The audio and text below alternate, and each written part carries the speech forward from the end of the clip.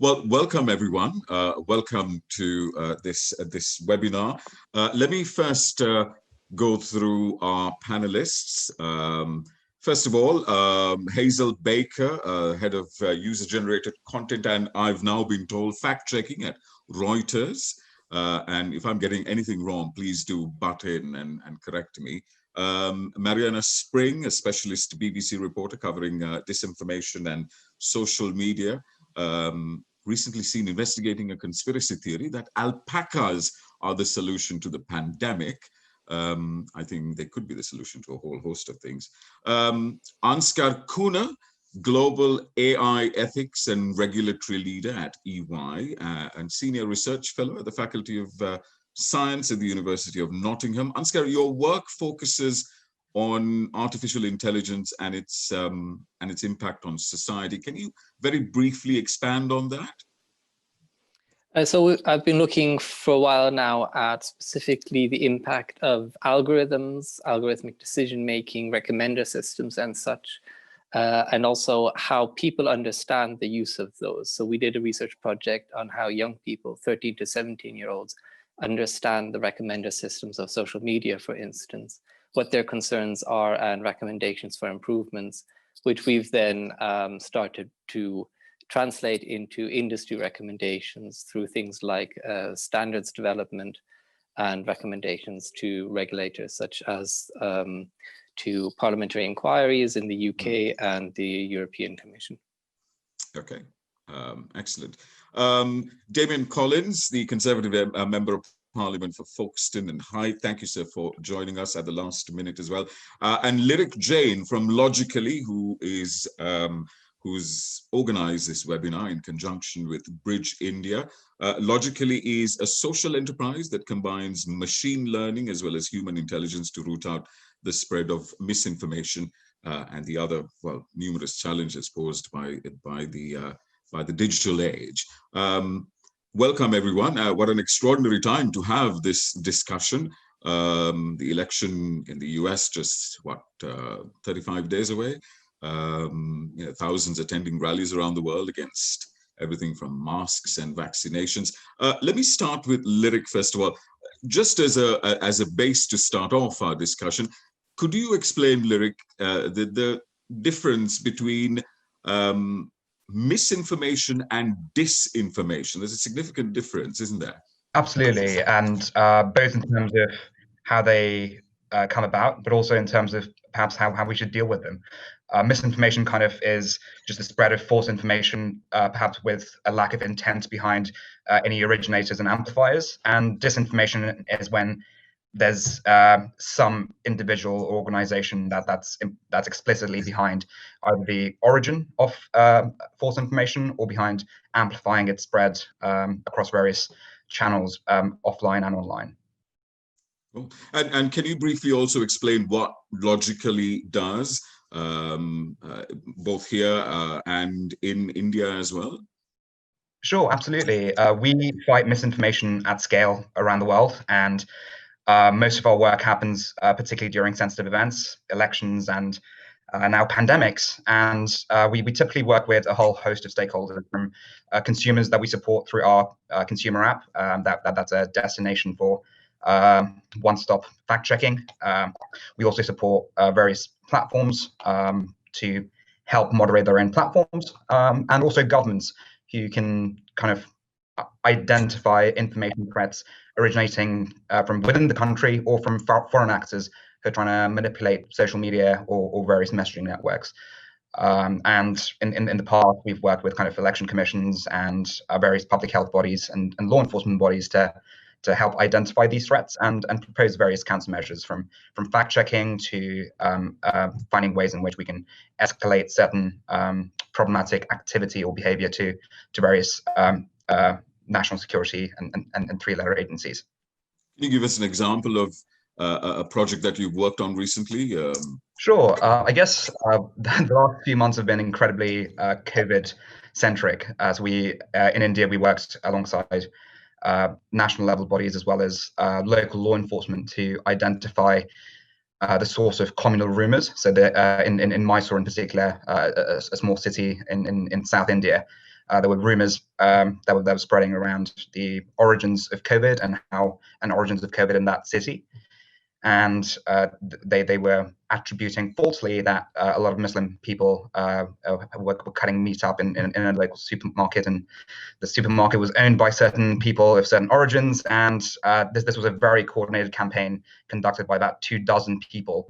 And we were able to identify the very specific cell of people who conducted this campaign, and we're able to forward it to our law enforcement partners. And even separately, we do some work on the other side of the pond over in the States, where we were able to identify a key stakeholder and a key member of QAnon. This individual hosted one of the largest QAnon aggregators, aggregation websites that received something like 10 million visits consistently every month from April. And after we were able to identify this individual and various members of the press held them accountable, it actually led to the taking down of that website. So we find various ways in which we can try and deliver real world impacts, either through our work directly through our consumer products, through our investigations, or through partnerships with governments and various other private sector players. QAnon, I'm sure it's something that we'll come back to later on.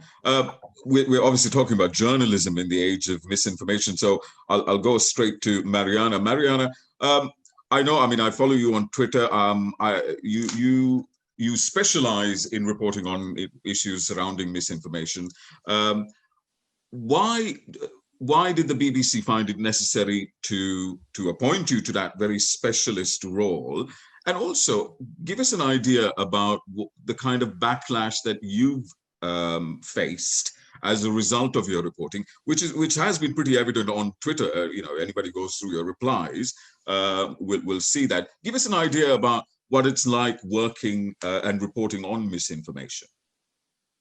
Yeah, so I'm really, really happy that the BBC has this role and that it covers viral misinformation, conspiracy theories, hate speech online in this way, because actually this is a key part of how we experience a lot of things, particularly elections. And that's what this ultimately came out of, looking towards this US election. But in fact, there was a pandemic in the middle.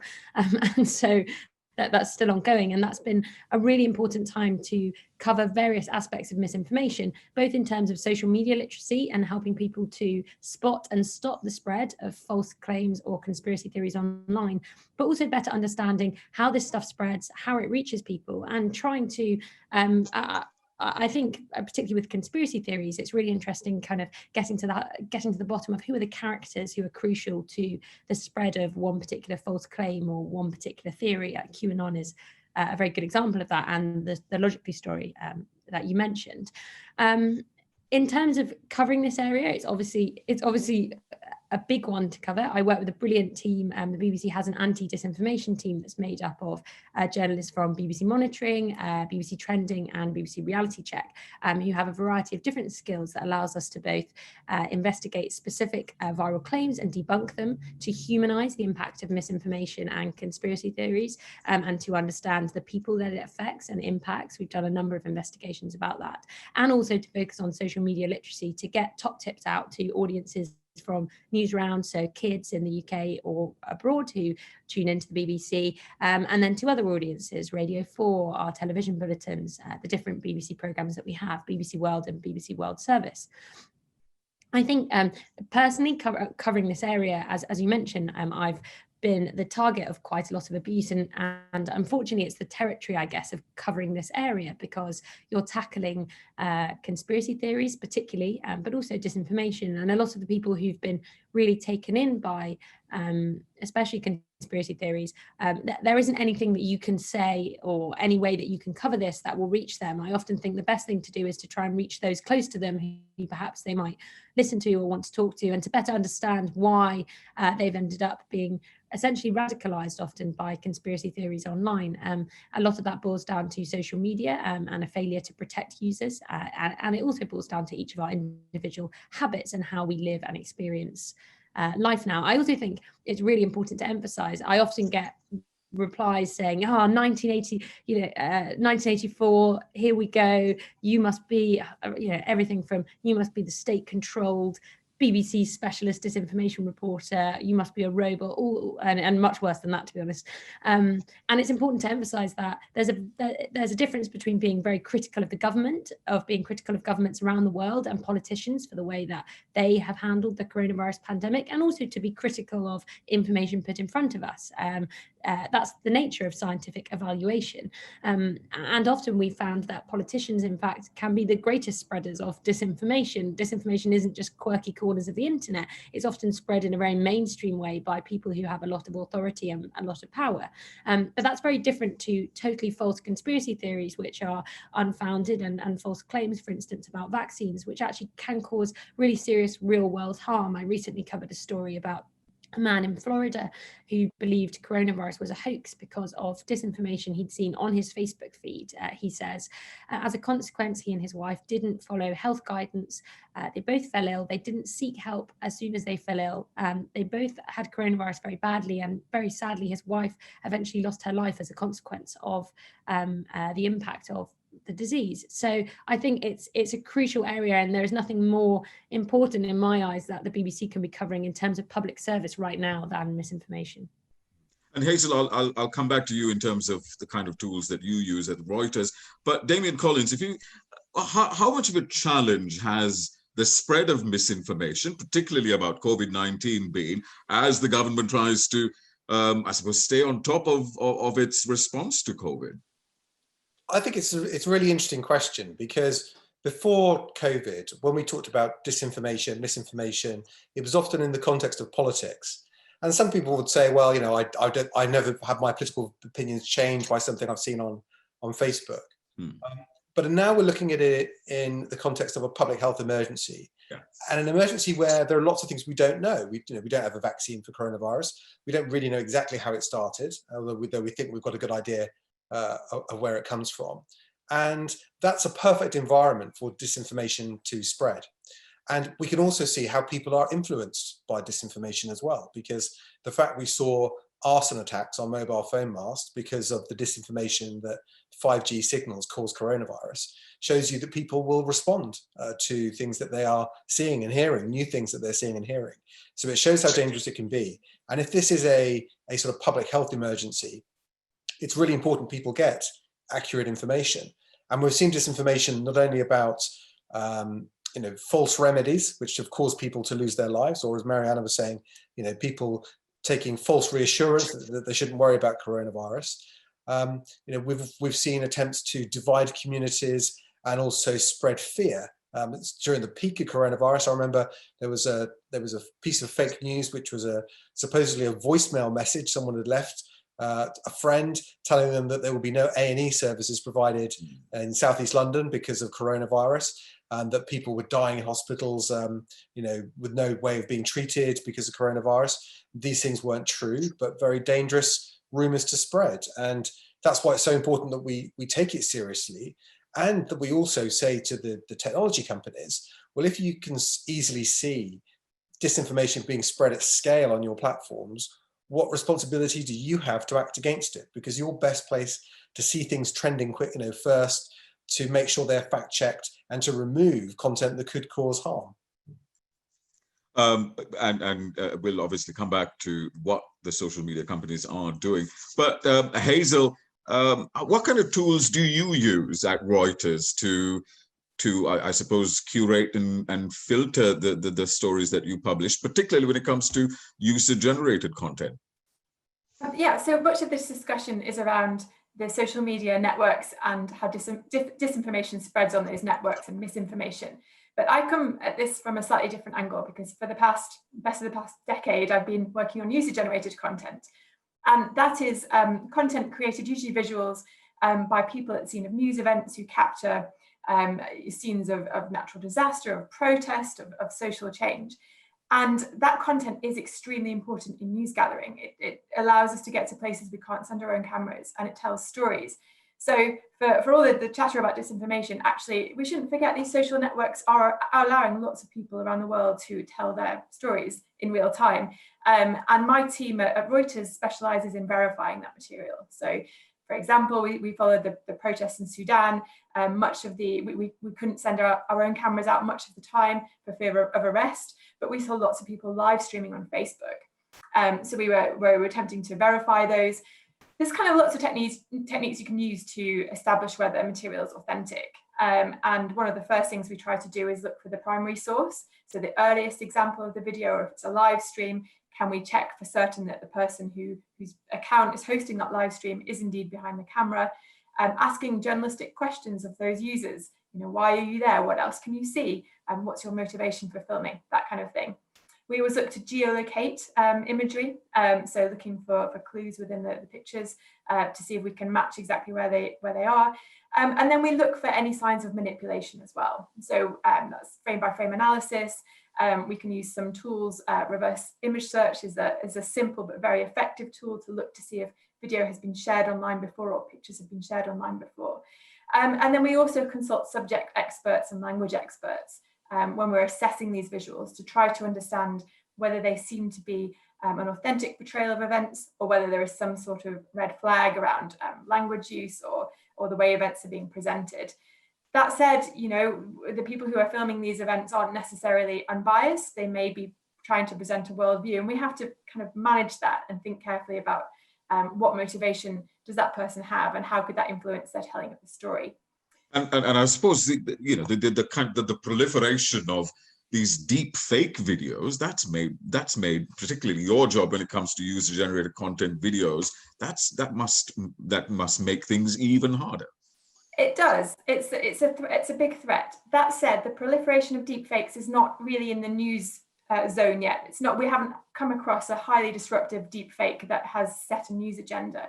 There are many deepfakes around. In fact, a recent estimate from Sensity, which is like a cyber security startup, put it at 49,000 in the summer.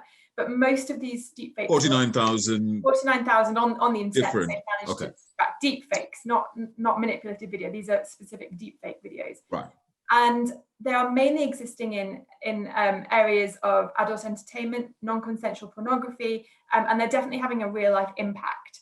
But that's not the same as the videos that we encounter on a daily basis, which are more likely to be cheap fakes, which is that term which is a catch-all to basically describe any piece of manipulated video or pictures that is not using deep fake technology. And the distinction is very important because deep fake technology is underpinned by machine learning, and it requires, at the moment, very specialist software, but we think that's going to change over time. And it's also designed to create very realistic fakes. So many of the cheap fakes that we encounter really aren't terribly realistic, and you have to wonder how many people are actually fooled by the cheap fakes, or how many people just think they're fun to share, even though they are highly misleading. So an example of a cheap fake video, I don't know if you saw it, was a clip that seemed to show Biden falling asleep during a TV interview. Oh yes.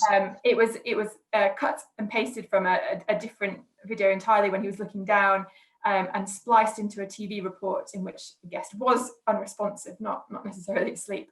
But it's put together to make a new narrative. And that's a cheap fake. And I think a lot of people thought, it's just a bit of fun, let's share it. But it is definitely misleading. It's presenting a reality that did not happen. It was completely false.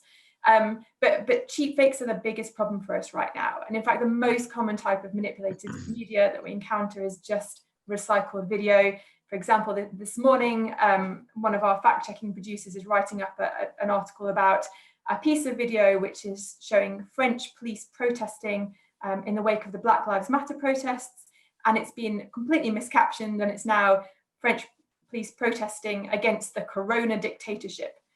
So it's just presenting a different narrative, and that's the bigger threat for us right now.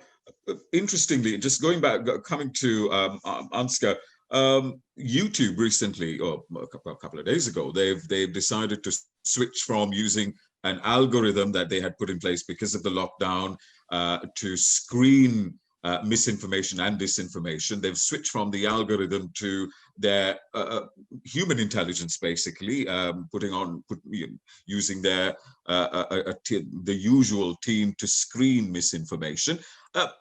Ansgar, can you comment on how effective the two varieties, the two types are, and what would you advise a social media company to do in this age when there's so much disinformation online? Yeah, so obviously algorithms will play an important role in dealing with the large quantities of data that need to be looked at to try and identify whether this is misinformation, disinformation, or valid information. Is it somebody who simply has made a slight mistake, but it doesn't have a significant impact, and those kinds of questions. Unfortunately, if we think about what do the algorithms actually do, it is important to be aware of the fact that the algorithms do not understand anything regarding content. All they do is they look for correlations. They look for patterns and correlations of things that have previously been flagged by humans who understand content as this is a pattern that corresponds to misinformation, and this is a pattern that seems like good information. So the algorithms don't understand actual content, which is why, for instance, people in minority groups or disabled groups have been complaining that a lot of algorithms that are trying to take out hate speech are also taking out valid conversations around them, because terms around certain disabilities also get used frequently as hate terms. So there is a big problem there. So organizations such as YouTube, I can understand why they would decide in particularly sensitive times that they might want to switch over again to human fact checkers, because the algorithms simply don't really understand the nuances. Yeah. The problem is that it takes a lot of effort, and it is also very taxing on the people who have to do the fact checking, especially if they have to look at a lot of very nasty imagery potentially that comes through. So that's why you need to look to using algorithms as much as possible.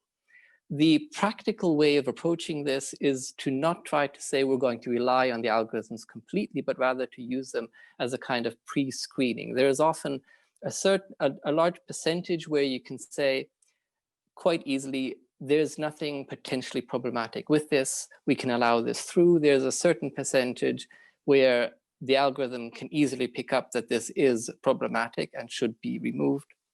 And then there's a certain band where the algorithm would not be able to make the distinction. But by simply reducing the total number of content that humans will need to look at to only that intermediate band, you can reduce the load of the work to something somewhat more manageable.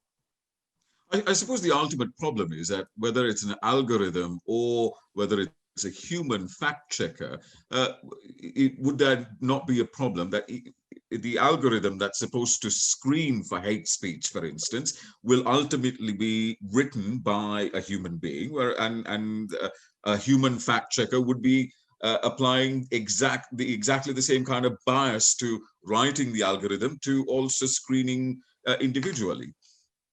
Yes, indeed. And this is one of the reasons why it really becomes an ethics discussion. Who really has the right to make these kinds of decisions? Does a corporation that happens to have been successful in generating a certain product around social media, does that corporation have the mandate to make these kinds of decisions without any public oversight potentially? And so that's why there's a need to bring in more of this kind of public oversight. There is a need for transparency around how these decisions have been made, a need to allow external access to be able to see how often have content been removed, what kind of content is this? Is there a certain bias in the content that does get removed or not? Those kinds of things are important questions that need to be assessed. There needs to be external oversight in this. And at this moment, that is something that is very much lacking. A lot of the social media that many years ago, like 5-10 years ago, were happy to be provide APIs that would allow academics to get access to us, have increasingly reduced the amount of access that people could give, partially for valid reasons such as concerns about privacy, but also partially simply because they've been locking down the data, which is increasingly the core of the business. And so we've seen Facebook, for instance, has moved to a model where you need to apply to become part of their internal group to be able to access data to do oversight. And there are some questions about how people are selected to become part of this group. What is the selection criteria there? So there's a lot of issues around making sure that we have good oversight and good responsibility, introducing a democratic process into this, this important social responsibility, which is currently managed by corporations, which themselves are not democratic institutions. Of course. And in terms of regulation, Damian Collins, we already have fairly robust protections against defamation and slander. What are the challenges of the government regulating the spread of disinformation? I mean, is that something that your government is looking at or has looked at? Well, the government's looked at that through the online harms white paper, and we're expecting the government's final response to that by the end of the year, probably legislation next year. And so what that is looked at, and indeed, but I was chairman of the select committee investigating these issues. We looked at the idea of creating a responsibility for social media companies to act against harmful content, and recognizing there is some content that might not be illegal but could be considered to be harmful. And certainly, I think extreme cases of disinformation are an example of that, just as online bullying and other such things. So the question then is, what is the duty of care of a social media company towards its users? When should it intervene? And if it failed to act, could the company be held to account in some way? And that's really where the world of regulation comes in, that says the people have got the right to, right to free speech, freedom of expression, but not when that's going to hurt other people and is being deliberately done to hurt other people. I also think that I don't think the kind of unpleasant environment that can exist on social media, where people are targeted repeatedly and abused repeatedly online, either because of their opinions or their ethnic background or something they've done to annoy groups of other people. I think these are things where we should have standards. And a lot of this activity is generated by campaigns. It's inauthentic in its scale. It's been controlled by somebody. But the social media companies are best placed to see it. So I think we need to establish a series of principles that we think should underpin good governance and good duty of care on social media companies, and have a regulator like Ofcom that can audit the companies and hold them to account for that.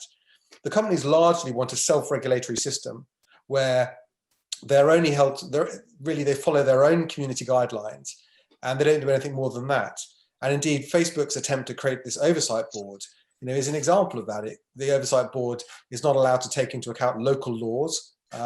It can't initiate investigations. It is purely there to determine whether Facebook follows its own guidelines in taking down content. And it can't recommend that content that it hasn't taken down should be. And so if that is a system of self-regulation, it's a pretty worthless one, because, and this has become important because these are not niche media. This is increasingly how the world gets its information. In some countries like the Philippines, the penetration of Facebook is like 80%. People in the UK, according to the latest Ofcom data, more people get their news from just social media, not the internet as a whole, just social media. More people get their news from that now every week than they do from print journalism or the radio. And amongst younger consumers, they're more likely to get their news from social media than they are television. So that's why it's important there are some rules of the road here, because whether it is a public health emergency or disrupting an election or targeting people with hate speech or extremist content, then we need to act. And I was very interested in a report earlier in this year, which is based on an internal report Facebook commissioned in 2016, which wasn't supposed to be published but was leaked. And that said, in Germany, where they have laws that require the companies to take down hate speech as defined in Germany, they found that 60% of people that access groups which were disseminating extremist content did so at the recommendation of Facebook. So the Facebook algorithm is pushing people towards stuff it thinks they want, and that includes directing them towards extremist content. So I think it's a really good example of how social media companies, whilst they may not generate the content that's created by and shared by their users, their tools and systems are boosting that content. They do it to maximize the revenues for the company by holding people's attention for longer so they can sell advertising against that. So they're profiting from it. And if they're profiting from hate speech and radicalizing content, then they should be held to account for that. And it's the use of their tools to do that, I think, is the area where it's clearest that regulation has a role to play. Where do you stand then on the potential new appointment to Ofcom, who would potentially oversee a British equivalent to Fox News sometime in the future? Well, all I'd say is about the chairman of Ofcom is it's a public appointment. It has to be advertised, and it's not been advertised yet, and nobody's applied. Okay.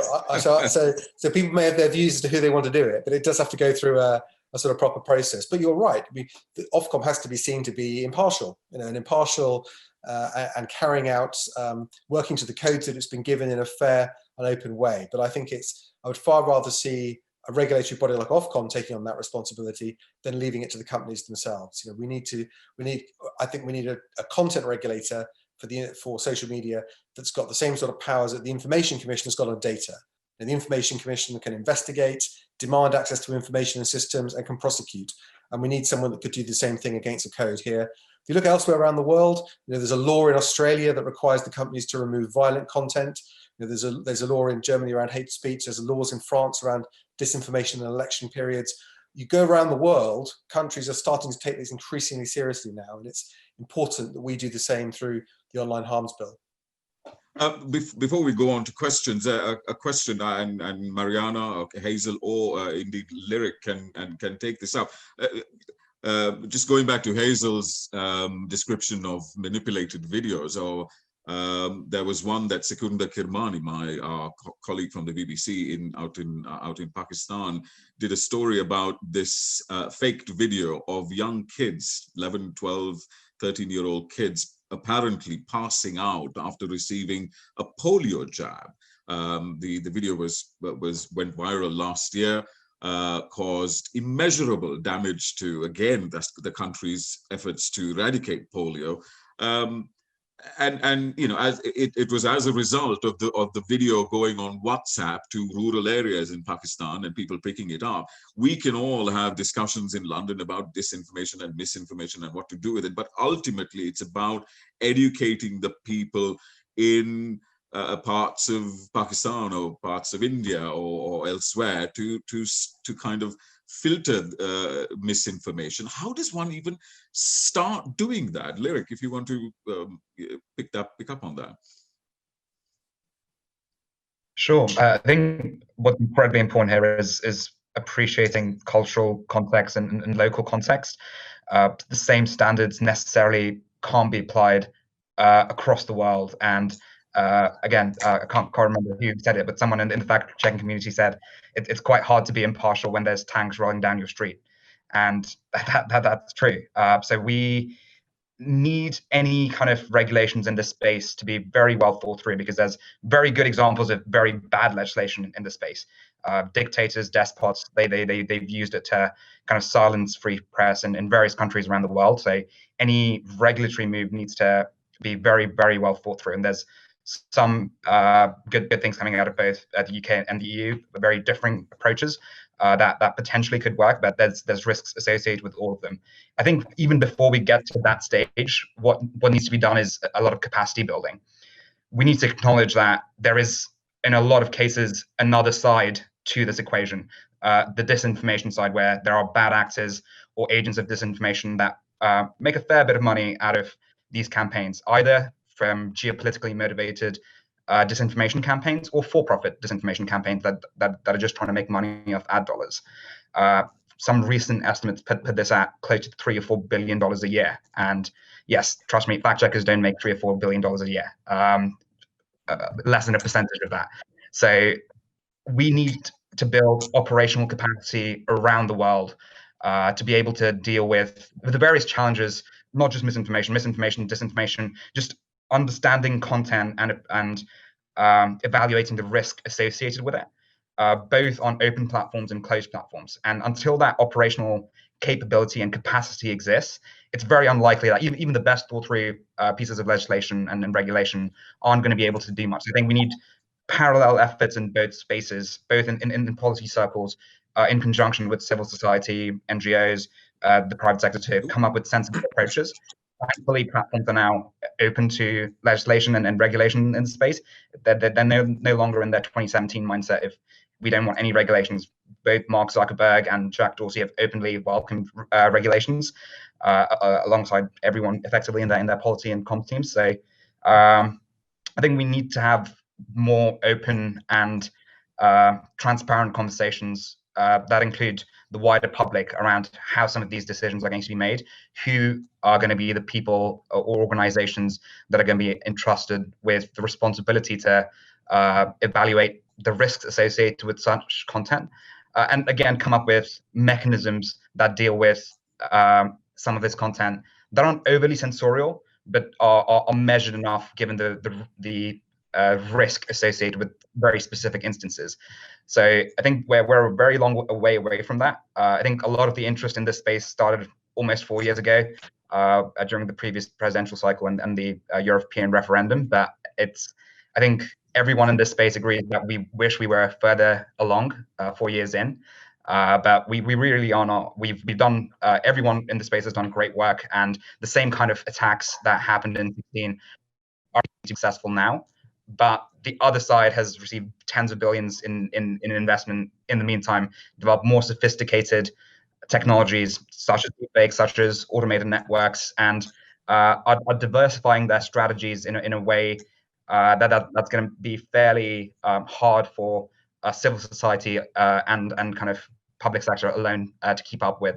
So we need platform support, we need private sector support, we need a whole lot of work over hopefully the next 4 years before we can have a reasonable crack at this problem. Hazel or Marianna, do you want to add something to that? Well, just going back to your example of the vaccine video, yeah. Putting regulation to one side for a minute, what I'd really like to see is people who are delivering these important messages regarding public health, regarding other, important messaging for communities and for populations, to try to monitor ever more closely the kind of misinformation that's spreading around these topics already, and trying to anticipate some of the things which may emerge. Now, perhaps you couldn't anticipate that particular video emerging, but the minute it enters your radar, what's the counter messaging that can be done to kind of get those answers home? It's not a simple debunk. It's more providing quality information in a way that people can digest, can access. And I'm a bit disappointed in the UK with the flu vaccine delivery at the moment, which is being rolled out for school children, for elderly, for preschoolers. And there is lots and lots of misinformation circulating around the flu vaccine. I can see some efforts to try to provide quality information, but much of this could be anticipated. It happens every year. So kind of just having that kind of mindset as if you're a communicator and you have an important message to get out, how could it be disrupted by misinformation and agents that are trying to spread a counter message? And what can you do to make sure that quality information is accessible to everybody? Whether that's entering closed networks through fun, entertaining memes that spread quality information, or thinking about websites which are accessible on any kind of device and easily spread.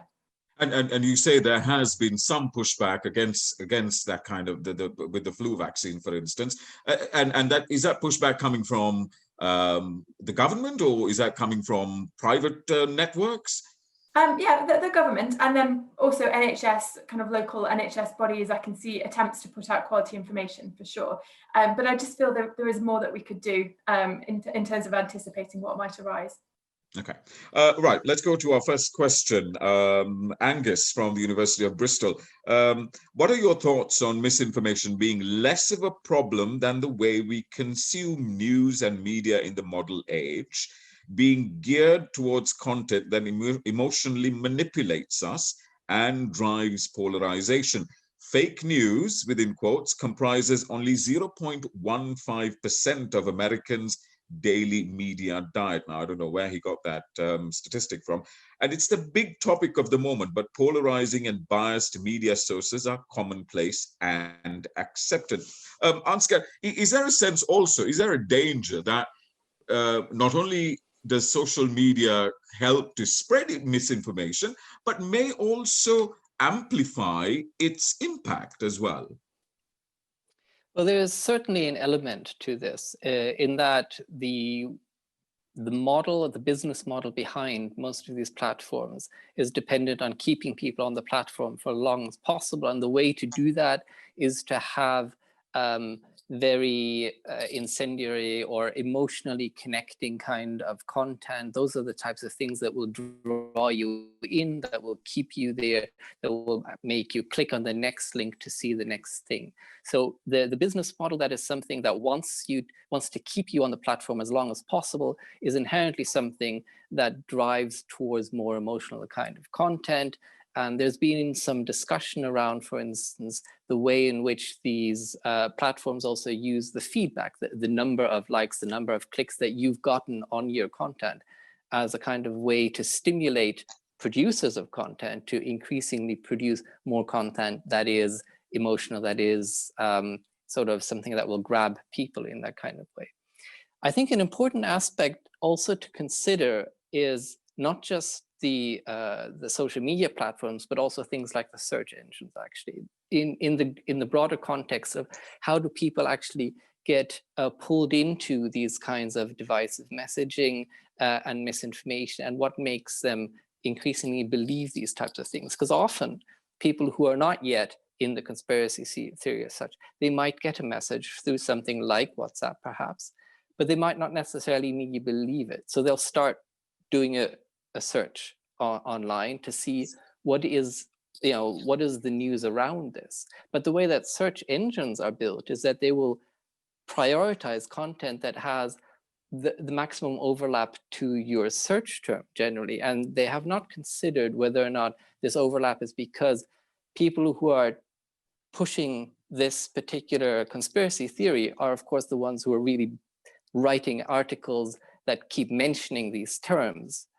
Whereas the people who are trying to generate the understanding of the reality are not focusing on those particular terms that the conspiracy is using. So those sites will not be flagged up so high by a search engine if it purely looks at the frequency of use of those kinds of terminologies. So I think there's also a role of the search engines, how they are particularly prioritizing what will come high up in the search results. Yeah. And a question around the kind of responsibility of selecting, what kind of content is emphasized. Okay. Thank you. Just to pick up on that question, I think it's really interesting because I don't think those two things can be separated.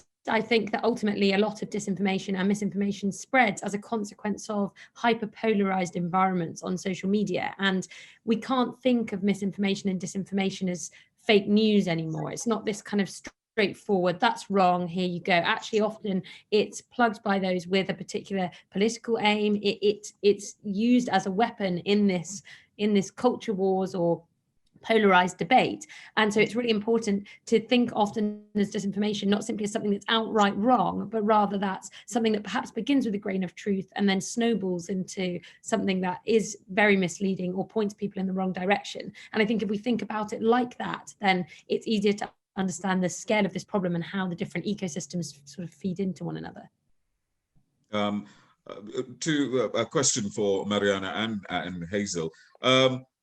From Alec Bertina of the University of East Anglia. How are various news organizations equipped to deal with hostile state disinformation in the coverage of foreign policy? It is far easier to debunk a 5G or vaccine conspiracy, but what about something as intricate and complicated, Hazel, as the Armenian-Azeri war raging currently, or other such topics? I mean, what are the tools that you guys use? Well, that's a really, really good question. And I think it's an important point to raise. It's certainly easier to debunk a photograph, which is evidently from Syria, that's being shared as if in relation to the Armenia-Azerbaijan conflict, as we saw this week and as we wrote a fact check on. But yeah, then we get handout from government sources, we get lines from government sources. What do we do with those? But the thing is, that's not new. That's not a new problem. We've been dealing with government communications for as long as Reuters has been in existence. And we have got, you know, that's why we employ journalists. We have people to question and to check and to go on the ground where possible to ask those questions. I think that's different to fact checking, to be honest. You can slap a fact check on a misleading picture, but if we're trying to really understand the truth behind those conflicts, then all-out journalism is completely necessary. Marianna? Yeah, I think I completely agree. I think it's a really good question. And I think there is a difference between trying to tackle, trying to tackle something that's quite obviously false and for which there's concrete evidence to support, and then political disinformation, which falls into often a slightly different realm. In some ways, you can compare perhaps reporting on disinformation during the pandemic and covering disinformation during the upcoming US election, and the difference between reporting on those two things, because they are obviously being spread within a different context. But as Hazel says, scrutinizing what we're told by different sources and by those in positions of authority is something that journalists have been doing for years and years and years. So in a way, it's actually going back to very basic skills of good journalism and properly scrutinizing what's put in front of you, and picturing together, piecing out what's actually happening. I think there's also a difference between covering disinformation where, for instance, we see a conspiracy theory that's repeatedly circulating online, and then most recently we covered the reaction to the Beirut blast, and there was a lot of confusion on social media about what was happening, lots of false claims circulating, but at the time we weren't sure what exactly had happened. And I think in those situations, it's really good to equip people with the social media literacy skills. So not to immediately say, this is wrong, this is right, this is wrong if you're unsure, but rather to say, here's how you can best interrogate the information that you're seeing on social media. Beware of things that make you feel emotional, pause before you share, interrogate the source, rely on trusted places. And I think that's something that especially the BBC can do in an effective way in light of conflict or breaking news events. Yeah, news organisations certainly have a duty as well to tell their audiences what they don't know, and that's sometimes overlooked, I think. And how effective? Twitter's been putting disclaimers on Donald Trump's tweets about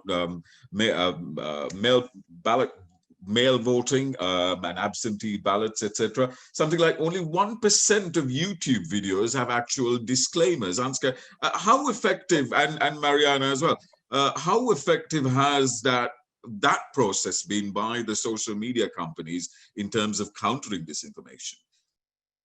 I think that's a very good question. Unfortunately, I don't think that we really have good data to back up an answer to this. It's basically been an approach that has been taken up because it's something that's relatively easy to do. Putting on a label that says, we think this might not be reputable information is easy. It's an easy way to avoid taking down content, which especially in the US, then you might get problems with freedom of speech and those kinds of things. Just putting a label on saying, it's your responsibility. It also fits in the neoliberal model of the individual has to take responsibility for everything, and which assumes that everybody has a very high level of digital literacy and a lot of time to do the background checking themselves, which is not very realistic. So I'm not very hopeful about the actual degree of success that this has, but we don't really have a lot of data to back this up at this moment. I completely agree. I just think that I think at the moment we don't know what impact it does have, and it's obviously a proactive step in trying to tackle disinformation, which social media sites are grappling with at the moment. But the problem with how, for instance, the disinformation about postal voting works is that it's shared by Donald Trump to millions of people, and it's repeatedly, it just comes up all the time, so that in 4 weeks' time, you think, oh, yeah, I've seen that loads. I think that must be true. And it's that drip, drip, drip of disinformation, whether it's conspiracy theories, whether it's false claims, that is incredibly effective. And if you're scrolling on your phone, passively consuming information, lots of information every single day, it's a very effective way of making disinformation heard. I no doubt expect that it could come up during the debate between President Trump and Joe Biden tonight, today. isn't it? Yes. Yeah. Yes. And I just think that the problem is that once this stuff has reached millions of people, trying to retrospectively check that and change it is much more difficult. And for that reason, I think that lots of people in this field have advocated a proactive moderation approach as opposed to a reactive one, in so much as to try and stop this stuff reaching millions of people before it already has. Thank you, Marianne. A question from Gisela Lomax from the United Nations High Commissioner for Refugees, working on misinformation about refugees globally. Do you think the United Nations could do more to leverage change, either as a convener or placing pressure on platforms at the global level, or is it more a national level approach? What do you think is more effective, Damian Collins? Well, I think you can have a bit of both. I mean, so firstly, some people say, well, they're global companies, so don't we have to have a global solution? Well, I think we've seen around the world that countries have, have put their own legislation in place where they feel it's necessary to do so. The laws in Australia I mentioned earlier were passed in response to the Christchurch terror attack and the way that footage of that atrocity was shared on social media. So people have responded. The German hate speech laws relate to wars against suppressing Nazi propaganda and anti-Semitism that were put in place after the war. So people have got their own traditions and they follow them. But at the same time, I think it would be helpful, and I think UNESCO and the UN are a good body to be a champion of this, is to say we should have some rules of the road. We don't really have effective rules of the road, but we say, this is what we think responsible behavior looks like. A big tech company operating social media platforms should have these sorts of systems in place in terms of content moderation, response to user complaint, sensible moderation of the algorithms working at speed. So as Marianna said, you can spot something that's going viral that could be problematic, that could be false and misleading and harmful, and you can identify the networks that are being used to distribute that, and if intervention is required, do so earlier. And I think to have some sort of international standards of what we think good looks like would undoubtedly be helpful. I mean, I think it's, we need, maybe like the way they had the Bretton Woods conference at the end of the Second World War to sort of create rules of the road for the international financial markets and the banking system to help the world recover from the war. Maybe we need something similar for technology, to say, these are the sorts of standards we should be working towards around the world. We're never going to get to a place where America, the EU and China are all on the same page, but it doesn't mean to say we can't try and get countries that are, blocks of countries that are reasonably close together to adopt sort of better standards. I think what we're seeing at the moment, though, is a kind of bidding up process from different countries around the world. I think everyone's trying to grapple with these problems. We're looking at the ways people are doing it, seeing what works, and I think learning from each other. And there's nothing bad with a process like that, which is slightly iterative. But I think the danger does evolve and change. And I agree with what's being said. I think the danger at the moment is it's a sort of flooding of the zone. It's trying to win a war of stealth. I think we'll see this around the presidential debate tonight, where we'll see different groups and organizations trying to flood social media with a certain point of view about what's happened. And there'll be groups and networks that are already quite plugged into that point of view, who will see a huge amount of that information. And the role of an external actor might not be in creating disinformation of their own, but just looking what's out there and choosing stuff they want to amplify because it suits their worldview. And of course, sometimes the purpose of all of this is not to persuade you that one thing is true and one thing is false, but to leave you in a position where you just don't know what to believe. You don't know who to believe. And that can be a very damaging place for a democracy to be in. Right. We'll take a last couple of questions. This from Vinushan Vigneswaran. Question for anybody. Is it harder to report on misinformation from politicians as opposed to other people? Lyric, Hazel, Marianna, who wants to take that up? I would say in principle, no. In practice, actually, what we find from a fact-checking point of view is some of the statements made by politicians are deliberately evasive and are quite slippery to pin down. And sometimes you need to wait for the line to kind of be oversimplified to the point where you can definitively say that's false. So yeah, in that respect, it's harder, but there's nothing to stop us from absolutely scrutinizing those claims carefully and applying the same framework of verification and source checking as we would to anything else. Yeah. And I suppose there's a cultural element there as well, Lyric, isn't it? I mean, someone, I'm originally from Sri Lanka, and you know, people from my community would not be as cynical about a politician or what a politician would say than, say, a Londoner, for instance. Lyric. I lost you there for the second part of that video. Yeah, I'll take a crack at it. The earlier point that you made about cultural differences as well.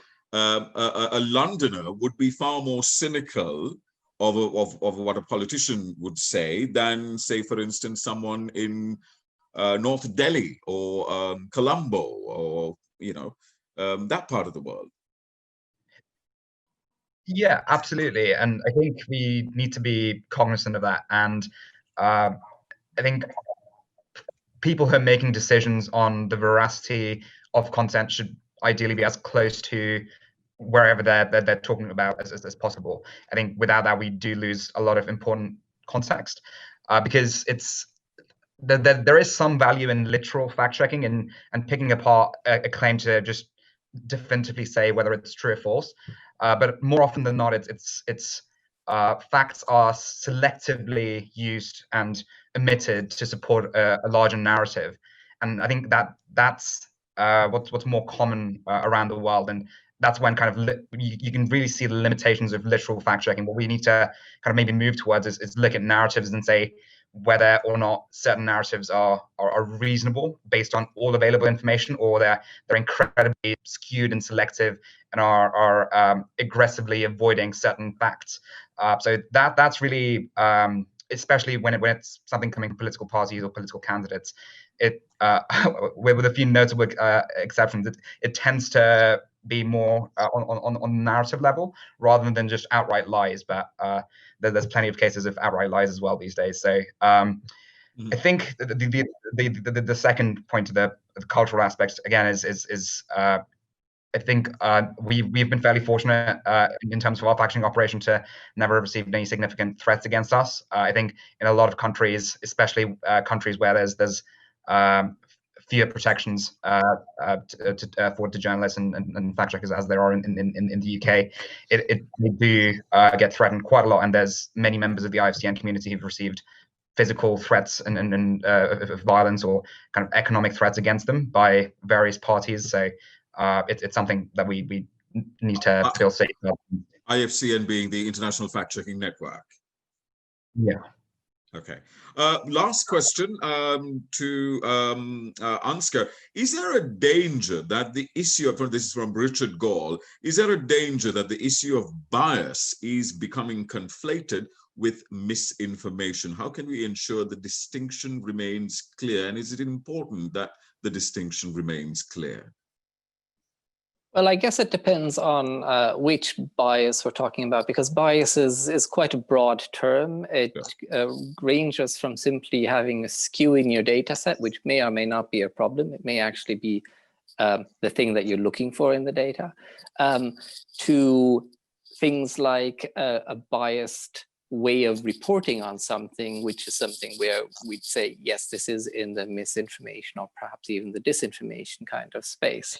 So I think basically what we need is to have a more careful way of using our language. When we are talking about, for instance, bias in algorithms, we need to clarify what type of a bias in the algorithm are we really focusing on in this particular case. If we look at a lot of the research, for instance, that's being done on how to remove bias in algorithms, that has really focused on things like statistical distribution of outcomes and those things, and which doesn't really cover the issues that are really at hand when it comes to misinformation or disinformation so much. So really, it's a question of being more careful with the language and clarifying which particular aspect of bias we're talking about. There is an element to bias in the sense of discrimination, as in dealing with data from certain groups differently than from other groups. That comes into space of the misinformation one. For instance, when we're talking about is misinformation from certain political, from conservative or from liberal sides being filtered more heavily, or those kinds of questions. There we have an overlap between sort of the traditional bias question and the misinformation question. And really there, it's a question of transparency, being clear as to, giving information as to which messages have been removed. There should be a database that a third party, such as other journalists or a regulator or academics, can access, where you can see which messages were removed, and you can do your own analysis to say, are most of these messages right-leaning or left-leaning or whatever. So really, it's the same kind of issue as to with anything. How can we generate trust in something? Transparency, being open with what you've done and also with why you've done these things. Being, providing information as to what the selection criteria are that the algorithms are using. What have they been trained on? Those kinds of things really is the essence of providing clarity as to whether there is bias in the way in which misinformation is being treated. Wonderful. Incredibly illuminating. Ansgar Kuna from EY, Damian Collins MP, Marianna Spring from the BBC, Hazel Baker from Reuters, Lyric Jain from Logically. Thank you so much for your time today. Thank you for joining us. Thank you to the audience as well. Thank you to Prateek, to Logically, to Bridge India. Hopefully, we'll be able to do this again after the election and see how things went. Thank you so much, everyone, and do stay safe. Goodbye. Thank you.